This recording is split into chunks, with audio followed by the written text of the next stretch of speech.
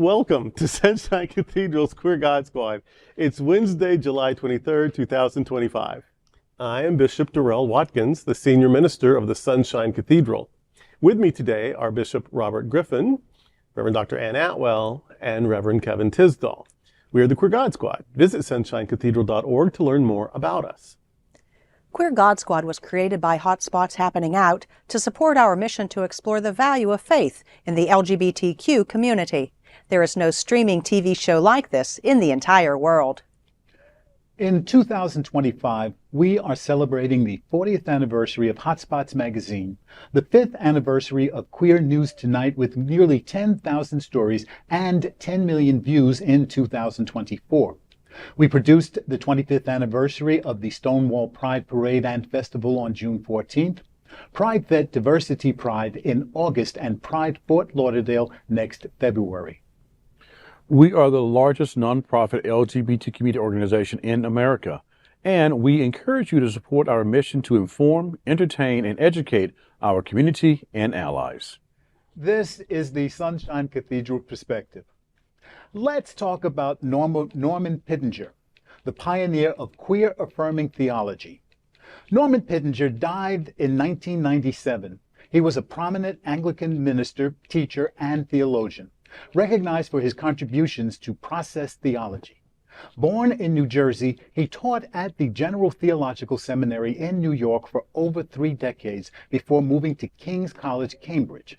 Pittenger was a prolific writer, authoring nearly 90 books that aimed to make Christian faith accessible to a broader audience. He was a leading proponent of process theology, which views God not as a static, coercive ruler, but as a dynamic, persuasive force intimately involved in the world's ongoing evolution. His Christology, as explored in works like The Word Incarnate, emphasized Jesus as the focal point of God's pervasive activity, understanding Jesus' divinity as a difference in degree rather than kind from other humans. Notably, Pittenger was also one of the first Christian theologians to openly advocate for the acceptance of homosexual relationships within Christianity, a courageous stance reflected in his influential book, A Time for Consent, A Christian's Approach to Homosexuality. As I was looking into his life, I found a little tidbit that a lot of the other groups didn't talk about, and is that after he put out the book, Time for Consent, A Christian Approach to Homosexuality, Pittenger began to carefully introduce the world to his gayness. Mm-hmm. He was able, according to the LGBTQ Religious Archives Network, he had a longtime lover, and after he wrote the book, he started being more comfortable with sharing that thought. And why not? If you're saying that God is process, then you begin to evolve into who you truly are, and you become more comfortable with who you are as you understand your relationship with whatever you see the divine as. So kudos. Mm-hmm. Yeah, and that would also explain his attempt at creating change with education, with modeling, with writing, getting people to move in a direction, move forward. Because that's what, in process theology, that's what God does. God nudges you. Mm-hmm. God doesn't make things happen. God doesn't force things happen. But God is always in the movement, in the process, and the journey, trying to sort of encourage you to make this choice or that. And then, of course, those choices have their own consequences, and hopefully good ones. And, yeah. And so it's not, God's never just zap, but it's in the process and trying to encourage you. And so that seemed to be his method of activism. Also, it surprises me that he was a process theologian, just because I haven't known very many Anglicans who identify as that. They may in practice be, because nobody's anything really. I mean, I think I was just writing it down. My theology is a mixture, and I stopped after I wrote down the top 5. And so never mind the secondary and tertiary ones, the top spot has 5 things competing for it. So, and I think I'm probably pretty standard, really. So, so nobody's anything, but, and everybody's everything. But usually the process people I've known have been Methodist.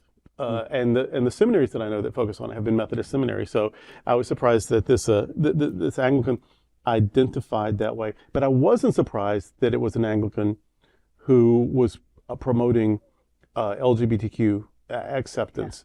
In the Anglican Church, the Church of England, there was always these movements. There was the High Church, Broad Church, and Low Church, and the Broad Church was the liberal wing, and they would always be more broad-minded, and then the Episcopal Church in the U.S.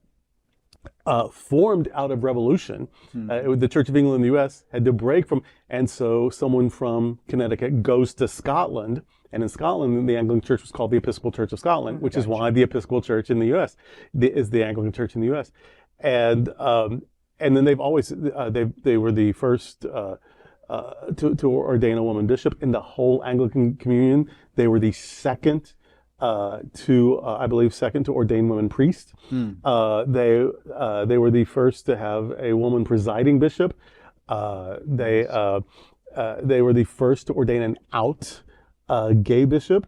They were the first to have a bishop upon retirement come out as gay. They've always pushed the envelope a little ahead of most Christian churches in the U.S. So that he was talking about gay stuff long before a lot of people. Yeah, I would be stunned if he were Baptist or Methodist or Presbyterian. But that he was an Anglican, of course he was. You know, I think I picked up in this story, like all the time he spent at General influencing, I'm going to say, American thought, if you will. Yes. And then he returns back to King's College in Cambridge, the motherland, and kind of began to reshape. We've had friends who did that. Yeah, we kind of reshape people's theology and how they thought and how they process things at the same time. And I would just imagine, you know, that move probably also positioned him to really tell his coming out story through his writings and through his work. That's what I'm thinking. And I think that really benched him to really influence others, probably much later to come out and do their work also.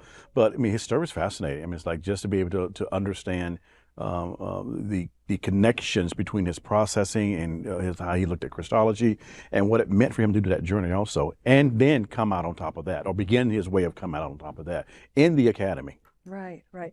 I remember studying a bit of process theology when I was in seminary, and Pittenger, of course.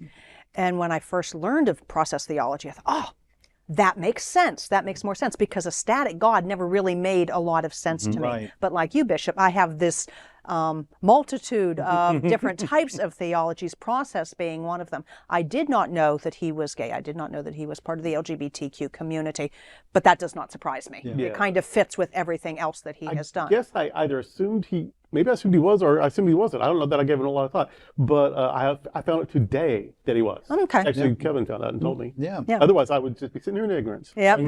We all would. And I love Jarrell goes, can you cite a source? Oh, yes, I can. Yes, of course. You have to be able to source your source. Yeah, he starts and third. And then this, in fact, just before it's occurring, I found it here. Like specific source. That'll work. That's legit. As are we, always.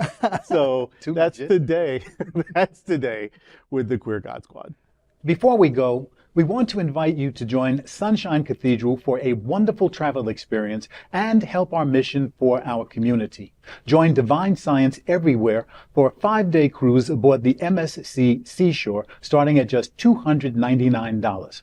Departing on November 2nd, 2025, this all-inclusive getaway includes free Wi-Fi throughout your journey. Enjoy open bar access for only an additional $99. You'll explore Nassau and Paradise Island, Bahamas, and relax on MSC's exclusive island, Ocean Cay Marine Reserve. Special perks from the Happening Out Travel Club include private happy hours and exclusive dining events. You can book your spot with a $199 deposit. This nonprofit 501c3 trip is provided at a substantial price decrease because of the charity fundraising educational mission of the Travel Club. We invite you to join us on this amazing cruise for fun, this vital cruise for good. Get ready for an incredible journey on the Ultra Deluxe MSC Seashore. This 170,000-ton, $1 billion ship offers 5-day cruises from just $299. With free transfers from Ocala, the Villages, and Leesburg, getting to Port Canaveral is easy and convenient for you. There is more. You can upgrade the experience with our $99 open bar package and enjoy unlimited drinks, cocktails, coffee, and more for not one, not two, but every day of your cruise. Your special travel club package also includes free Wi-Fi. This MSC Seashore cruise will take you to Nassau and Paradise Island. You also enjoy the pristine beauty of Ocean Cay Marine Reserve, the world's top-rated private island experience. It's a slice of paradise waiting for you. Plus, your open bar access extends to the exclusive Ocean Cay Island too. So, if you dream of sipping on drinks and unwinding on stunning beaches, this is the day for you. When you purchase the $99 bar package, you also receive complimentary Wi-Fi for all 5 days, so that you can share every unforgettable moment with ease with the world. You'll also enjoy exclusive onboard events with fellow travelers, from private happy hours to special dinners. It's all included just for you. Last but not least is the ease of booking this trip. You can secure your spot with just $199 deposit and then pay just $49 a month. Why wait? Book your cruise today for the adventure of a lifetime. Call today to book your dream journey on the MSC Seashore Cruise. I invite you to share this episode on your social media, and I also welcome you to find Sunshine Cathedral on Facebook or Instagram. You can also like our bishop pages on Facebook. My page is Bishop Robert Griffin, D-Men, and Darrell's is Bishop Darrell Watkins, D-Men. We're also on TikTok.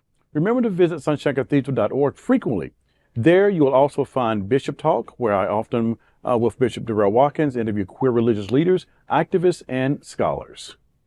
Thank you for joining the Queer God Squad today. We are here daily at 3 p.m. to have some fun and to discuss what our LGBTQ community is talking about. Sunshine Cathedral is the world's leading progressive queer church. Progressive, queer, and God are words that naturally should go together. Remember that we are all in this together, and also remember, you are God's miracle, not God's mistake. Until next time, we are the Queer God Squad. Bye.